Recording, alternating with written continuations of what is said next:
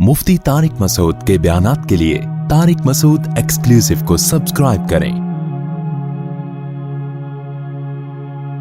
Tariq Masood exclusive.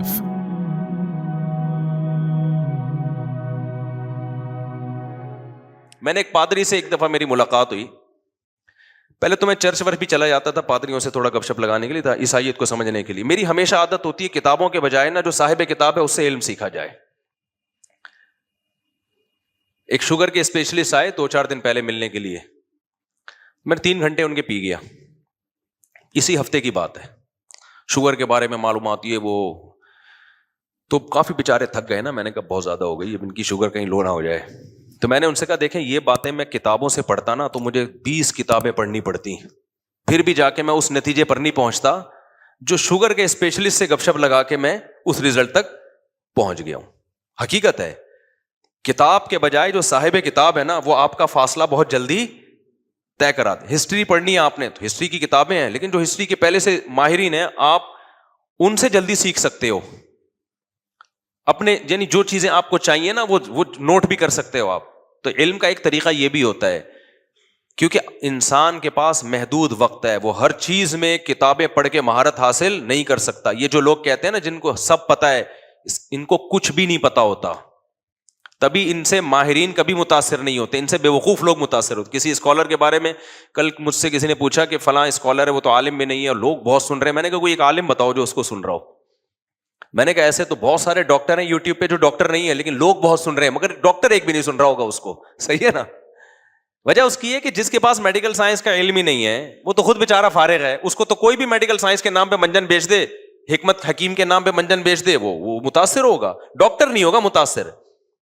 टमाटर के फजाइल हकीमों ने डाले हुए ना, टमाटर खाने से ये, टमाटर खाने से वो, लोग कह रहे होते हैं कल से टमाटर का सूप बना के पियेंगे हम, लेकिन कोई हकीम जो माहिर हो वो मुतासिर नहीं हो रहा होगा। वो कहेगा पता नहीं कहां से लाया ये। आवाम इसलिए, हम और आप जैसे लोग इसलिए मुतासिर हो रहे हैं कि हमारे पास मेडिकल साइंस की अलिफ बेबी नॉलेज नहीं होती, लिहाजा जो सही डॉक्टर है उनकी व्यूअरशिप बहुत कम है यूट्यूब पे। 2 नंबर डॉक्टरों के मिलियंस सब्सक्राइबर हैं, मिलियंस। तो अवाम के मुतासिर होने से ना, किसी स्कॉलर या किसी डॉक्टर से अवाम मुतासिर है, इससे कतन मुतासिर ना हुआ करो। ये देखो वो पढ़े लिखे लोग कितने मुतासिर हैं। तो अगर कोई मजहबी स्कॉलर है उससे, मजहबी स्कॉलर तो उलमा होते हैं ना, उलमा कितने मुतासिर हैं। अगर उलमा मुतासिर है भाई इल्म है, अगर उलमा में एक भी मुतासिर नहीं है इसका मतलब ये अवाम में तो मंजन बिक रहा है टाइट तरीके से। इससे पढ़े लिखे लोग बिल्कुल मुतासिर नहीं होते। लेकिन कमाल की बात है कि आज जो जितना बड़ा जाहिल होता है और जाहिलों के क्राउड को देख के वो फख्र भी करता है।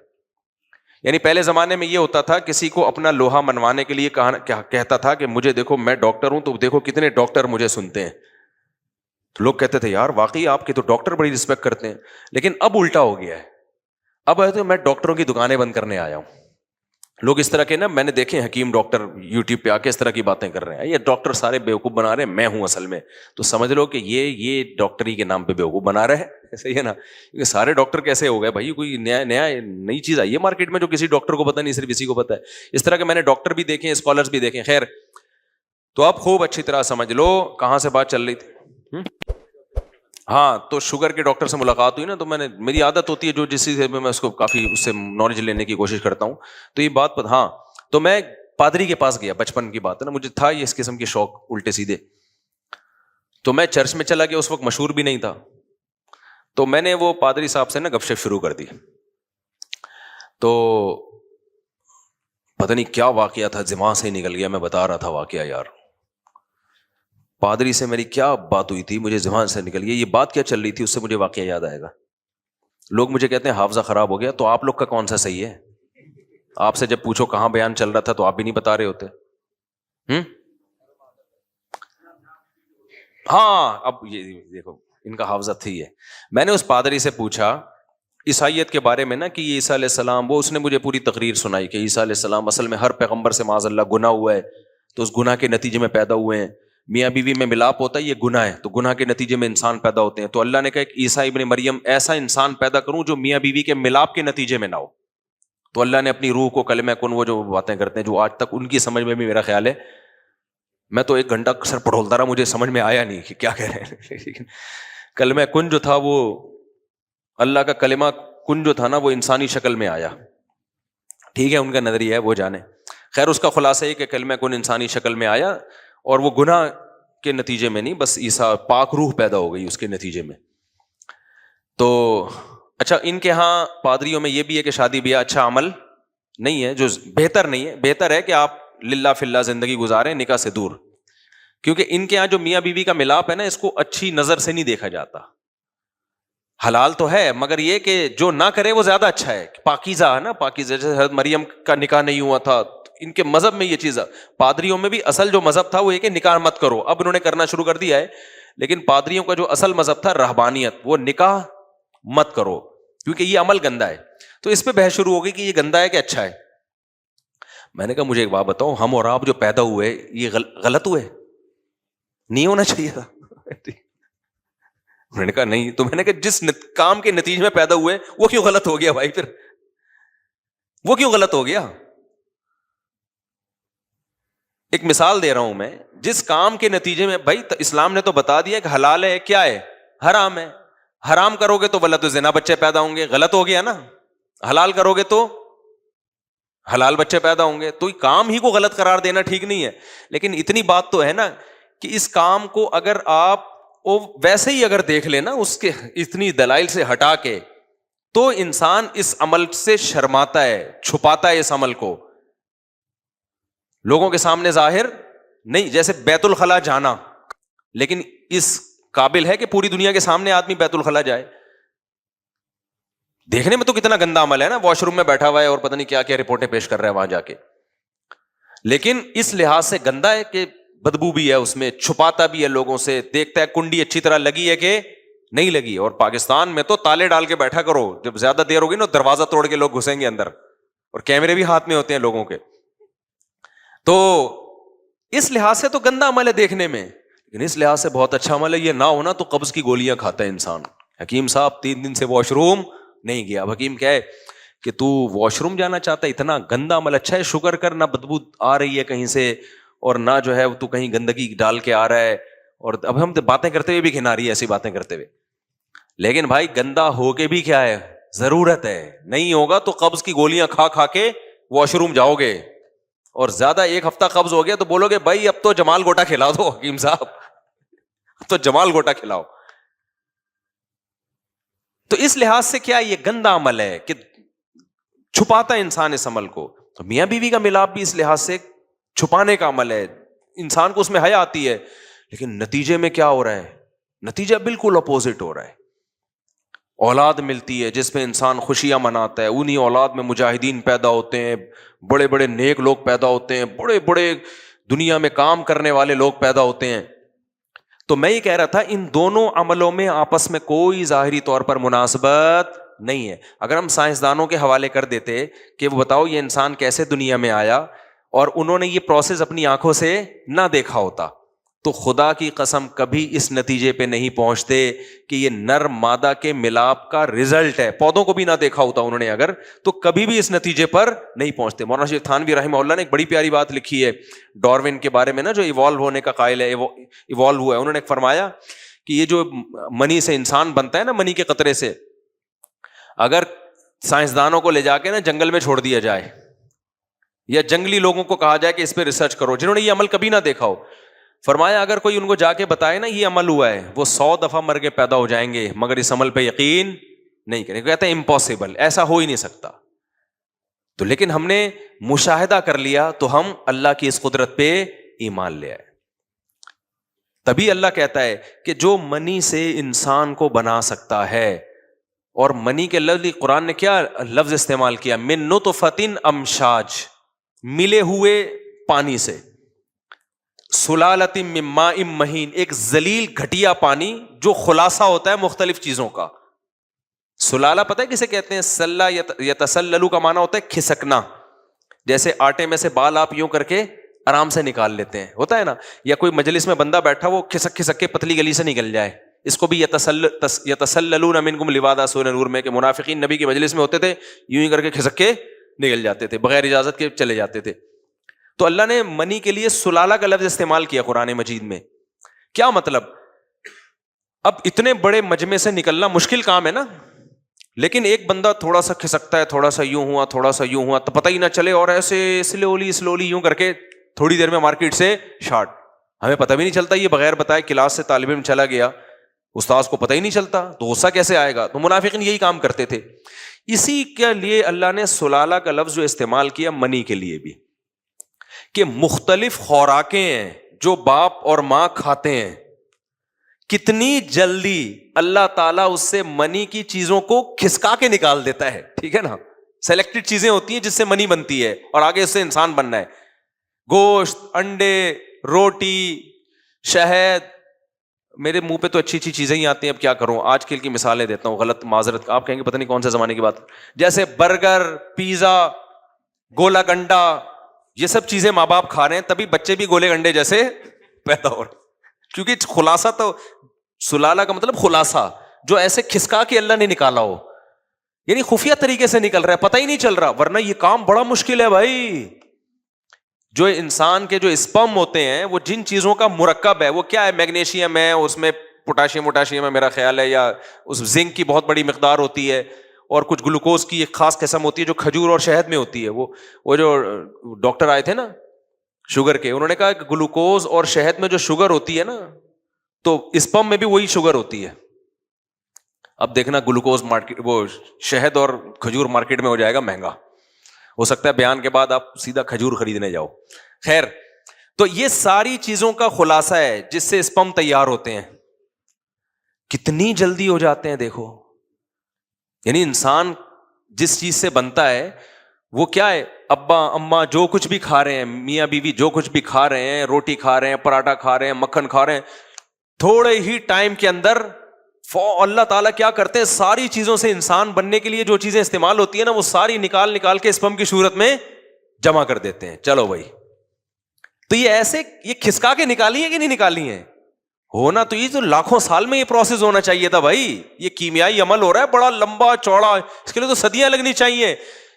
72 گھنٹے کے اندر جو ہے نا, 72 گھنٹے کے اندر یہ پورا پروسیس مکمل ہو جاتا ہے. یعنی جتنا ڈسچارج ہوا ہے نا مرد یا عورت, وہ 72 گھنٹے میں ڈاکٹر کہتے ہیں مکمل وہ مادہ بن کے تیار ہو جاتا ہے, اور چند گھنٹوں کے اندر بننا شروع ہو جاتا ہے. لیکن بنتا کیسے ہے؟ سیب, انار, انگور, جو کچھ کھا رہے ہو, کیسے یار اللہ نے ایسا سسٹم لگا دیا اندر کہ معدہ جا کے پہلے ہضم کرے گا, جگر خون بنائے گا, پھر اس سے کیا کیا چیزیں, جو چیزیں بن رہی ہیں, آنکھوں کی بینائی, کانوں کی سماعت, یہ ساری چیزیں بنتے اور ادھر اسپرم بھی بن رہے ہیں. تو یہ اس کے لیے اللہ نے سلالہ کا لفظ مختلف چیزوں کا مرکب اللہ نے نکالا. یہ اللہ کی بہت بڑی خدا کی قسم قدرت ہے. یہ آٹومیٹیکلی نہیں ہو سکتی, اس کے لیے کوئی سسٹم بنا کے کسی نے وہ سافٹ ویئر انسان کی باڈی میں انسٹال کیے ہیں. ایسے سافٹ ویئر کروڑوں اربوں سال میں بھی آٹومیٹیکلی خود بخود نہیں بن سکتے. تو یہ تو خدا کے وجود کے دلائل ہیں, یہ ہم نے اپنی آنکھوں سے دیکھ لی ہیں. اب وہی خدا جس نے منی سے انسان کو بنایا, 9 مہینے میں بنا کے باہر نکال دیا اس نے, وہی خدا کہہ رہا ہے کہ اس کائنات کو میں نے عدم سے وجود بخشا ہے, میں نے بنایا ہے. پہلا انسان ڈائریکٹ آدم بنایا میں نے, وہ بندر سے نہیں بنا, وہ ڈائریکٹ میں نے مٹی سے بنایا. تو مان لو یار جو یہ کر سکتا ہے وہ بھی کر سکتا ہے, لیکن سائنس نہیں مانے گی, سائنس کے لیے ہمارے مشاہدے میں نہیں ہے. تو ہم یہ کہیں گے آپ کے جب ایک چیز مشاہدے میں نہیں ہے تو آپ بولو سائنس اس بارے میں خاموش ہے, ہم کچھ کہہ نہیں سکتے اس بارے میں کیا ہوا تھا, ہمارے پاس نالج نہیں ہے. ہم نے منی سے انسان بنتا ہوا دیکھ لیا, یہ تو ہم کہہ رہے ہیں بھائی ایسے بنا ہے, کھوپڑی میں تو یہ بھی نہیں آتا لیکن بن گیا ہے بھائی. تو جب اللہ کہہ رہا ہے کہ میں نے ڈائریکٹ مٹی سے آدم کو بنا دیا, تو اس کو مانتے ہوئے موت کیوں آ رہی ہے؟ یہ کیوں فرض کر رہے ہو نہیں بھائی سائنس تو مذہب کو نہیں مانتی, تو پھر پھینکو لمبی بیٹھ کے. جب مذہب کو نہیں مان رہے تو تمہارے پاس کائنات کی ابتدا کی کوئی دلیل ہے ہی نہیں, کوئی دلیل نہیں ہے. بگ بینگ تھیوری ہے نا, جو دھماکے سے پوری کائنات پھٹ کے الگ ہوئی ہے. تو میں وہ کچرے کی مثال دے رہا تھا, ایک سائنٹسٹ نے کہا ہے کہ دھماکہ ہوا ہوگا, ہم اس کے منکر نہیں ہیں, لیکن بھائی کیا تھا جس نے عدم سے وجود میں یہ دھماکہ کر کے اتنی خوبصورت منظم کائنات بنا دی؟ یہ کون سا دھماکہ ہے بھائی؟ اتنی منظم, اس دھماکے میں ایوالو کا بھی سافٹ ویئر انسٹال ہو گیا, اور انسان اور وسیم غفار ستار وجود میں آ گئے یار. اس لیے میں بار بار کہہ رہا ہوں کہ لوگ قرآن پہ ایمان نہیں لاتے, کھوپڑی سے ہی سوچ لو بھائی. کھوپڑی کہتی ہے خدا کا انکار ممکن نہیں ہے ہمارے لیے, ناممکن ہے کہ آپ خدا کا انکار کرو. مذہب کو ایک طرف رکھو, عقل سے, عقل کیا کہتی ہے؟ تو وہ سائنسدان کا میں مثال دے رہا تھا نا, اس نے کہا کہ کسی کچرے کے ڈھیر سے نا میٹل اور یہ مختلف چیزیں نکل کے ایک بوئنگ طیارہ بن جائے.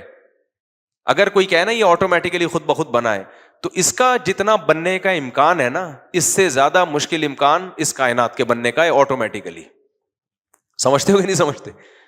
یعنی ایک بوئنگ طیارہ کھڑا ہوا ہے, آپ کہہ رہے ہو پتہ نہیں اس کا کوئی سائنٹسٹ تو نظر آ نہیں رہا, بنایا کس نے؟ تو اب آپ نے مختلف تھیوریز پیش کرنا شروع کی, یار ایکچولی یوں ہوا تھا, ایک دن دھماکہ ہوا تھا, یہ ہو گیا تھا, تو دھماکہ ہوا تھا, تو ہو سکتا ہے دھماکہ ہوا اور اس کے نتیجے میں بوئنگ طیارہ بن گیا ہو. تو عقل مند کیا کہے گا؟ عقل مند کہے گا بھائی ہمیں نہیں پتا یہ کیسے بنا ہے, لیکن اب اگر ہمیں نہیں پتا تو ہمیں کہہ دینا چاہیے اس بارے میں ہم کیا ہیں, کوئی رائے قائم نہیں کر سکتے. ہر چیز میں ٹانگ اڑانا ضروری نہیں ہے, ہم کوئی رائے قائم نہیں کر سکتے, پتہ نہیں کیا ہوا تھا. اگر ہمیں کسی اور دلیل سے پتہ چل جائے, مثال کے طور پر کوئی پیغمبر آئے اور ان کو اللہ نے اپنا نمائندہ بنا کے بھیجا ہو, اور ان کے پاس دلائل سے ہمیں پتہ چل جائے واقعی اللہ کے نمائندے ہیں, اور وہ یہ کہیں کہ یہ بوئنگ طیارہ فلاں سائنسدان نے تیار کیا تھا 20-25 سال کی محنت میں, اس کے ساتھ بہت سارے انجینئر تھے, اور اس طیارے کے بعد واقعی دھماکہ ہوا. طیارے سے پہلے دھماکہ نہیں ہوا تھا کہ کچرے میں دھماکہ ہو کے طیارہ بن گیا ہو, طیارہ بنتے ہی کوئی بم رکھ کے چلا گیا تھا, اس دھماکے میں وہ سارے سائنسدان مر گئے. صحیح ہے نا؟ تو اب ہمیں نہیں پتا چل رہا وہ گئے کہاں, لیکن یہ پیغمبر اگر بتا دیں تو یہ مان لینا آسان ہے, بشرطے کہ اس پیغمبر کے سچے پیغمبر ہونے پر دلائل قائم ہو جائیں. اللہ خود نہیں بتاتا, اللہ نمائندوں کو بھیجتا ہے.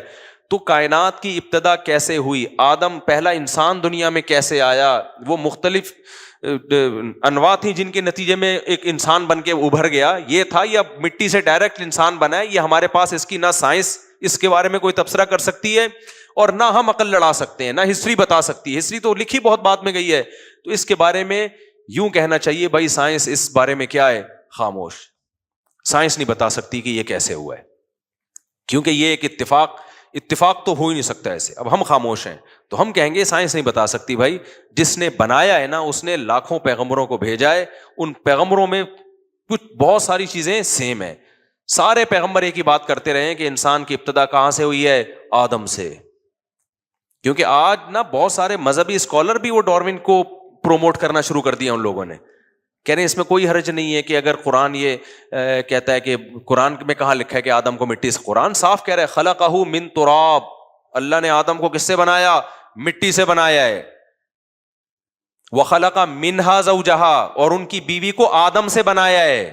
یہ الگ الگ پیدا بولو نہیں ہوئے, بیوی کو آدم سے بنایا, اور آدم کو کس سے بنایا, مٹی سے. کچھ لوگ کہتے ہیں مٹی سے بنایا, لیکن قرآن میں یہ تو نہیں کہ فوراً بنا دیا, ہو سکتا ہے کھربوں سال میں مٹی مختلف پروسیس سے ہوتے ہوتے آدم کی شکل اختیار کی ہو. تو اس کا جواب یہ ہے کہ قرآن عیسائیوں سے کہتا ہے کہ ان مثل عیسیٰ عند اللہ کمثل آدم.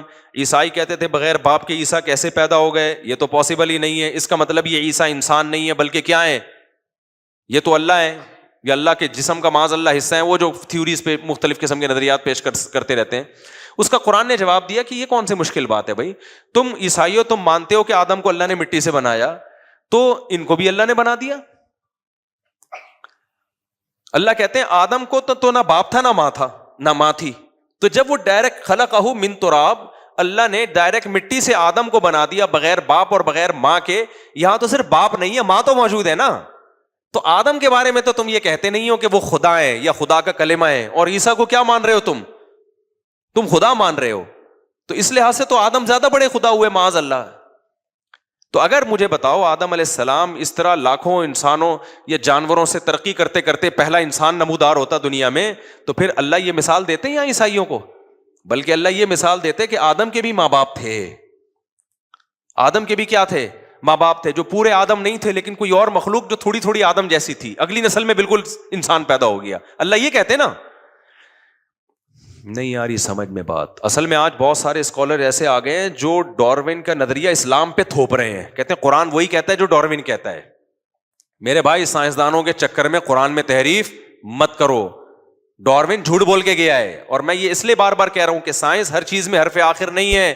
سائنس وہاں تک بات کرے گی جو محدود نالج ہے, جہاں نالج نہیں ہے وہاں پھر تھیوریز چلتی ہیں, نظریات چلتے ہیں, وہ صحیح بھی ہو سکتے ہیں غلط بھی ہو سکتے ہیں, فرضی چیزیں چلتی ہیں وہاں پہ.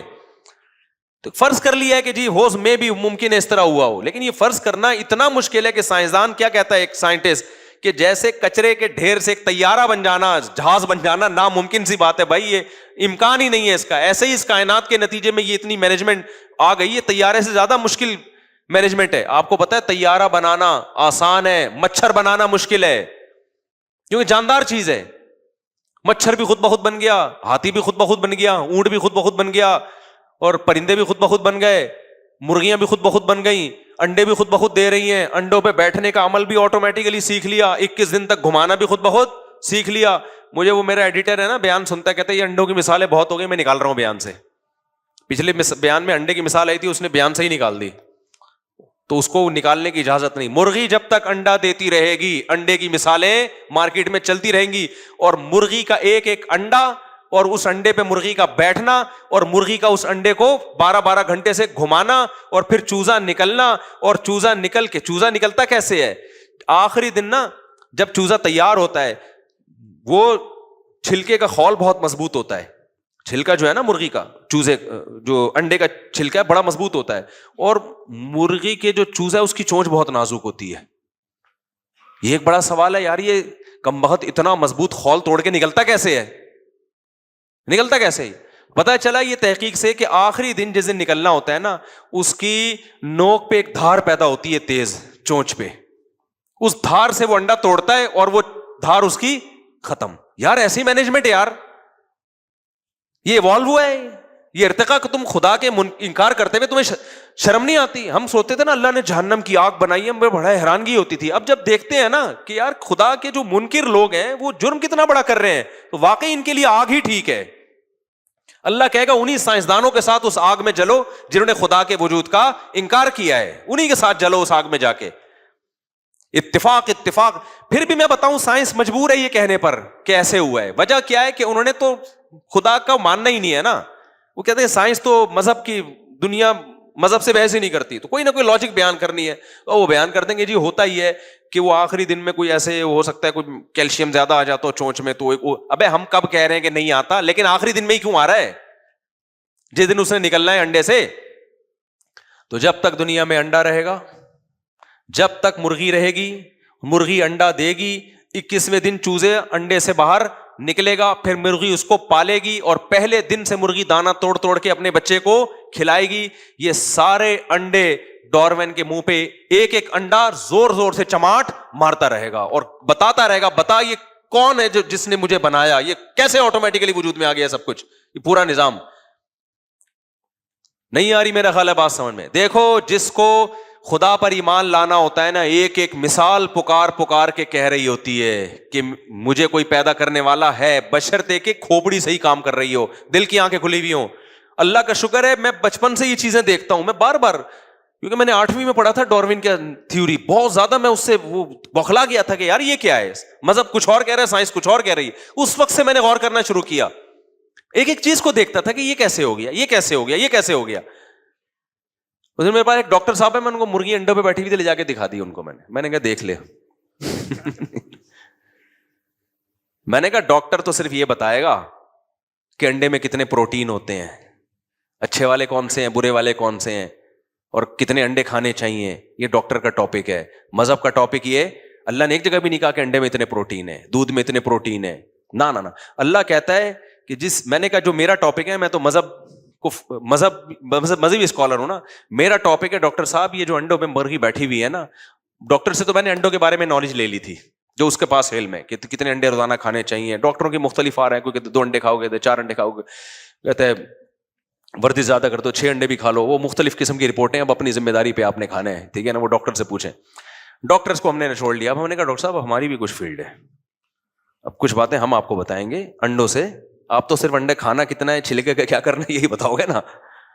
قرآن اس حوالے سے انڈے پہ غور کرنے کا حکم نہیں دیتا. قرآن اس کائنات پہ غور کرنے کا حکم کسی اور نقطۂ نظر سے دیتا ہے کہ یہ خود بخود نہیں ہو سکتا. میں نے کہا مجھے ایک بات بتاؤ, یہ مرغی بیٹھی ہوئی ہے اور دوسری مرغی ہمارے دوسرے ڈڑبے میں وہ چوزوں کو پال رہی تھی. میں نے کہا اب میں نے دانا ڈالا, فوراً مرغی نے دانا اٹھا کے نا ایسے اس کو ریزہ ریزہ کر کے نیچے ڈالا تاکہ بچے کھائیں. میں نے کہا تو پہلی دفعہ اس نے بچے پیدا کیے ہیں, اس کی نہ اماں نے سکھایا, باپ تو مرغا وہ لونڈا گھوم رہا ہے وہاں, دیکھو آپ, اس کو تو ان چیزوں سے فرصت ہی نہیں ہے. بچے وہ تو اپنا کام پورا کر کے پتلی گلی سے نکل لیتا ہے. اس کو تو اس سے کوئی غرض ہی نہیں ہے کون پال رہا ہے، کہ اس کو تو انجوائے کر رہا ہے لائف کو، اس کو نہیں پتا کہ میں ہی چھری کے نیچے آؤں گا. مرغیوں کو چھوڑ دیا جاتا ہے، ذبح کون ہوتا ہے؟ مرغے ہوتے ہیں. اس کو تو کوئی فکر ہی نہیں ہے. اس کو نہ میں نے سکھایا نہ اس کی اماں نے سکھایا. فوراً ڈاکٹر کہتے کہ اس کی جینز میں یہ چیز شامل ہے. بھائی یہ چیز کس سے آتی ہے؟ اس کے ڈی این اے میں یہ چیزیں شامل ہیں. ابے کس نے شامل کر دی اتنی زبردست چیزیں؟ باپ اور ماں جب تک بچے کو سکھائے نہیں وہ کمبخت کچھ سیکھتے نہیں ہیں. ڈی این اے میں ہوتی ہیں چیزیں تو نہیں کر رہے ہوتے وہ. اب تو جو چیزیں اچھی ڈی این اے میں آ رہی ہیں نا اس پہ بھی عمل نہیں ہو رہا. جو آپ کا میڈیا ہے وہ سارا ڈی این اے کی ایسی کی تیسی کر رہا ہے. وہ سارے ڈی این اے ہو سکتا ہے دیکھنا 5-10 سال میں سب کی ڈی این اے رپورٹیں ہی چینج ہو چکی ہوں. میرے ڈی این اے سے مراد جو ڈی این اے کی روحانی رپورٹ ہے، مادی رپورٹیں تو چینج نہیں ہوتی نا. جو روحانی رپورٹیں وہ کیا ہو جائیں گی؟ چینج ہو جائیں گی. تو یہ ڈی این اے میں ہم کب کہہ رہے ہیں بھائی اس کی جین میں یہ چیز شامل ہے، ہم اس کا کب انکار کر رہے ہیں؟ کس نے شامل کی؟ خود بخود. اتنی خوبصورت یار مینجمنٹ یار. ایک ایک کائنات کی چیز کو دیکھو بھائی. نبی صلی اللہ علیہ وسلم نے فرمایا ان سب باتوں کا جواب اسلام کے پاس ہے، اس کا جواب میڈیکل سائنس کے پاس نہیں ہے. تو یہ میڈیکل سائنس کا ٹاپک ہی نہیں ہے، یہ سائنسدانوں کا ٹاپک، یہ اسلام کا ٹاپک ہے جس کے لیے اللہ نے پیغمبروں کو بھیجا. نبی نے کیا فرمایا؟ انتم اعلم بامور دنیاکم منی. صحیح مسلم کی حدیث. فرمایا دنیا کے معاملات تم ہم سے زیادہ جانتے ہو. تو نبی نے اعتراف کیا بھائی دنیا میں تم ہم سے زیادہ، تمہیں پتہ ہے کس بیماری میں کیا کھانا ہے، یہ سب تم ہم سے زیادہ جانتے ہو. اس لیے آپ نے فرمایا لیکن جب دین کی بات آئے گی تو فاتقوا اللہ ما استطعتم. جب میں دین کے معاملے میں حکم دوں تو تم اس حکم کو بجا لاؤ. تو اس لیے میں ان طلبہ سے کہتا ہوں اور آج کی نئی جنریشن سے کہتا ہوں کہ ہر چیز میں آئنسٹائن کو دخل مت دو، ہر چیز میں اس کو مت گھسیڑو. تم اس سے بھی اللہ سوال کرے گا کہ تو نے جو نعمتیں میں نے تجھے دی ہیں، تو نے ان نعمتوں میں مجھے کتنا یاد کیا، مجھے میرے وجود پر ایمان. اگر وہ اس سوال کے جواب میں پورا اتر گیا اللہ اس کو کامیاب کرے گا. نہیں اترا اللہ کہے گا مجھے اس سے غرض نہیں ہے کہ تو نے کیا کیا لوگوں کے لیے، پہلے میں ہوں، سب سے پہلے میں. کو یاد ہے مشرف کے دور میں نعرہ لگاتا سب سے پہلے پاکستان. ہر ملک یہ نعرہ لگاتا ہے نا. ملکوں کی پالیسی ہوتی ہے بھائی ہمارے لیے کیا کر رہے ہو. تو کیا اللہ کی پالیسی نہیں ہوگی؟ حالانکہ ملک بعض دفعہ اس میں ظلم بھی کر رہے ہوتے ہیں کہ سب سے پہلے ہم، کیا مطلب دوسرے کا بیڑا غرق کر دو. لیکن اللہ یہ نعرہ لگانے میں کہ سب سے پہلے میں، یہ نعرہ لگانے میں اللہ حق پر ہے. کیونکہ اللہ کہتا ہے پیدا میں نے کیا، کائنات کو بنایا میں نے، آسمان سے بارشیں میں برسا رہا ہوں، سارا نظام میرا چلایا ہوا ہے، اور تم مجھے کا انکار کر دو بھائی. اس لیے میرے بھائی ہماری نظر میں، اللہ کی نظر میں، اسلام کی نظر میں سب سے زیادہ ویلیو اس سوال کی ہے کہ آپ خدا پر ایمان رکھتے ہو یا نہیں رکھتے، آپ اللہ کی مان کے چلتے ہو یا نہیں چلتے. اس کے علاوہ باقی چیزیں دوسرے درجے میں ہیں. سمجھتے ہو کہ نہیں سمجھتے ہو. تو جب مرغیوں کو دیکھا کرو نا انڈے پہ بیٹھے ہوئے، اور وہ جو میرے بیان ایڈٹ کرتا ہے اس کو بھی انڈے والی مثال نکالنے کی اجازت نہیں ہے. مرغی جب تک انڈا دیتی رہے گی انڈے کی مثالیں مارکیٹ میں آتی رہیں گی. کیونکہ کل ایک اور مرغی میں نے انڈوں پہ بٹھائی ہے، ایک اور مرغی بٹھا دی میں نے انڈوں پہ. ہمارے پاس 4-5 مرغیاں لی تھی، اس سے ماشاءاللہ ایسی برکت ہوتی چلی آ رہی ہے، ایسی برکت ہو رہی ہے. وہ پھر ہم اچھا میں نے رکھی ہوئی دیسی مرغیاں 7-8 انڈے دے کے وہ انڈوں پہ بیٹھ جاتی ہیں. اب انسان کو انڈے روزانہ زیادہ چاہیے تو بجائے اس کے کہ دیسی مرغیاں پالے زیادہ پال لے، لیکن وہ کیا کر رہا ہے، جو مرغی جس کو قدرت نے 8 انڈے دینے کے بعد کہا تھا انڈوں پہ بیٹھنا، پھر چوزے نکلیں گے، محبت سے ان چوزوں کو پالنا، وہ چوزے ماں کی ممتا اور اس کی چھاؤں میں غیرت کے ساتھ بڑے ہوتے ہیں، پھر وہ ایک عمر کو جوانی کو پہنچتے ہیں، پھر جناب وہ پھر وہی عمل دہراتے ہیں، 8 انڈے دیے اور یہ وغیرہ وغیرہ. تو اب انسان چونکہ ہوس کا ہے اس کو چاہیے روزانہ انڈے. اس نے مرغیوں کی کراس بریڈنگ کر کے مرغیوں کی نسلوں کا بیڑا غرق کر دیا. جیسے انسان کا نسل کا بیڑا غرق ہو گیا نا، تو ایسے مرغیوں کا بھی کیا کر دیا. اب گن پوائنٹ پہ روزانہ مرغی کیا کر رہی ہے، انڈے دے رہی. ایسی ایسی مرغیاں آ رہی ہیں سال میں 365 دن ہے، 360 دن انڈا دے گی. بھینس اتنا کھا نہیں رہی جتنا دودھ نکال رہی ہے. تو یقیناً یہ چیزیں فائدے کی ہیں، میں ان سے منع نہیں کر رہا، لیکن ایک بات ذہن میں رکھو، نیچر سے بغاوت کا کبھی بھی رزلٹ اچھا نہیں نکلا. ہو سکتا ہے جو مرغی سال میں 300 انڈے دے رہی ہو وہ کوالٹی میں ایسا نہ ہو جیسا وہ مرغی جو 6 مہینے میں صرف 20 انڈے دیتی ہے. ہو سکتا ہے سائنسی تحقیق کل ثابت ہو جائے کہ بھائی اس انڈے میں اور اس انڈے میں کیا ہے بڑا فرق ہے. اس لیے جتنا ممکن ہے نا اپنے آپ کو آرگینک چیزوں پہ رکھو. جو ٹینشن لے لیا کرو مرغی اور بکری پالنے کی, اس میں ناک پہ مکھی نہ بٹھایا کرو کہ ایکچولی میری پرسنالٹی کہ میں مرغیوں کو دانہ ڈالوں اور میری پرسنالٹی کہ میں مرغیوں کو بکریوں کو چارہ کھلاؤں. پرسنالٹی یا صحت دونوں میں سے ایک کا انتخاب کر لو آپ. پہلے زمانے میں بڑے لوگ جاگنگ نہیں کرتے تھے, ایکچولی ہماری پرسنالٹی ہے, ہم تو خراما چلتے ہیں. جب ڈاکٹروں نے بولا نا ہارٹ اٹیک سے بندے مرنا شروع ہو گئے تو چڈیاں پہن کے دوڑ رہے ہیں پارکوں میں. پرسنالٹی گئی ایک طرف. میں نے بعض ایسے نیک لوگ دیکھے ہیں وہ بہت پروقار زندگی گزار رہے ہوتے ہیں, ان کے مریدین ہوتے ہیں, شیخ صاحب جا رہے ہیں, حضرت جی آگے آگے خراما. جیسے پہلے زمانے میں دلہن رخصت ہوتی تھی نا, بڑی تمیز سے ہوتی تھی, اب تو پہنچ کے فون کرتی تھی ابو میں آ گئی ہوں, آپ بتائیے کل آ جاؤں گے ملنے کے لیے. تو جیسے دلہنیں نہیں پہلے چلتی تھیں بڑی تمیز سے, ایسے ہی بعض ہم نے دیکھے ہیں نیک لوگ ہوتے ہیں ایسے خراما چل رہے ہوں گے, ایٹیٹیوڈ بڑا تمیز, لوگ سمجھتے دم کروا رہے ہیں, وہ ہوتے کولیسٹرول کے ڈبے بن جاتے ہیں تھوڑے دنوں میں نا. وہ فطرت تھوڑی دیکھتی ہے بھائی کہ تم نیک ہو یا برے ہو, کیا خیال ہے, تمہاری عزت خراب ہو جائے گی تیز چلنے سے یا دوڑنے سے. نیچر ان چیزوں سے متاثر نہیں ہوتی, نیچر تھوڑی متاثر ہوتی ہے ان چیزوں سے. تو نتیجہ کیا نکلا کہ وہ کوئی اللہ معاف فرمائے کیا کیا ہو رہا ہے مارکیٹ میں, اب میں کیا کہہ سکتا ہوں, بیمار ہو گئے, ہارٹ اٹیک ہو گیا, ڈاکٹر نے بولا چل بھائی بھاگو. اب ان کو شرم آ رہی ہے, مرید کیا بولیں گے, یار ہم بھاگ رہے ہیں اتنے بڑے بزرگ ہو کے بھاگ رہے ہیں. تو اس لیے شروع ہی سے نا یہ بزرگی کا لبادہ انسان رکھے ہی نہیں.